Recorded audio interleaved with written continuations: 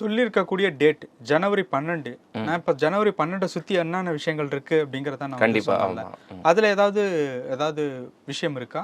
இல்லை, ஜனவரி 12ன்றது அடுத்த நாள்லேருந்து பொங்கல். ஆமாம், பொங்கல் விடுமுறைகள். அது ஓகே. அவர் பல பேரோட இது என்னென்னா அவரை கைது செய்வாங்களா? இப்போ புலனாய்வுத்துறை வந்து உடனடியாக கைது செய்கிறதுக்காக அவர் அழைக்கலை. அவர் ஒரு மிகப்பெரிய ஸ்டார்.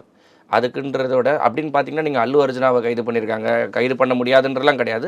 விசாரணைக்கு அவர் வருவார். வந்து அவர் ஒத்துழைச்சாருன்னா அதுக்கடுத்து அடுத்த ஃபர்தராக என்ன பண்ணுவாங்களோ அவங்க பண்ணுவாங்க. அவர்கிட்ட இப்போதைக்கு ஸ்டேட்மெண்ட் வாங்குறதுக்காக வர வைக்கிறாங்க. அதான் அந்த டேட்டில் ஏதாவது விஷயம் இருக்கா? இல்லை, டேட் என்னென்னா விடுமுறை. இல்லை, அடுத்த நாள்லேருந்து தான் அதான் விடுமுறை நாள் நெருங்குறதுல பண்ணுறாங்க.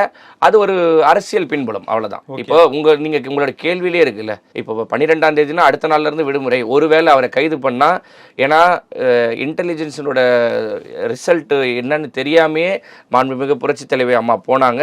அங்கே பெங்களூரில் வந்து திடீர்னு எதிர்பாராத விதம் அவங்களுக்கு வந்த ரிப்போர்ட் எல்லாமே ராங்காக இருந்தது.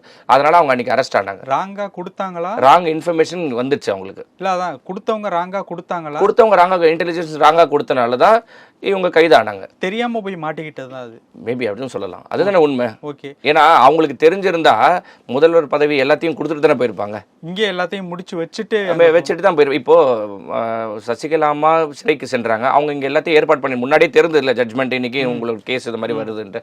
அப்போ அது வந்து அவங்களுக்கு கொடுத்த தகவல் எல்லாமே ராங்கு. அந்த மாதிரி இவருக்கு இப்போ சட்ட வல்லுநர்கள் எல்லாரும் நல்ல பிரம்மாண்டமான சட்ட வல்லுநர்களாக இருக்காங்க. அவங்க எல்லா தகவலும் அப்டேட் கொடுக்குறாங்க இவங்களுக்கு. ஓகே ஓகே சரி. இப்போது விசாரணைக்கு கூப்பிட்டு கைது மாதிரியான நடவடிக்கை நடக்கிறதுக்கு வாய்ப்பு இருக்குமா? எப்படி சார்? இல்லை, எடுத்த உடனே அவரை கைது செய்ய முடியாது. என்னென்னா இன்னும் விசாரிக்கணும். இன்னும் எஃப்ஐஆரை ஆல்டர் பண்ணலாம். இவரை கேட்டுட்டு இவரோட ஸ்டேட்மெண்ட்டை வச்சுட்டு எஃப்ஐஆர் நீங்கள் நினைக்கிற மாதிரி இதோட முடிய போகிற குற்றவாளி கிடையாது.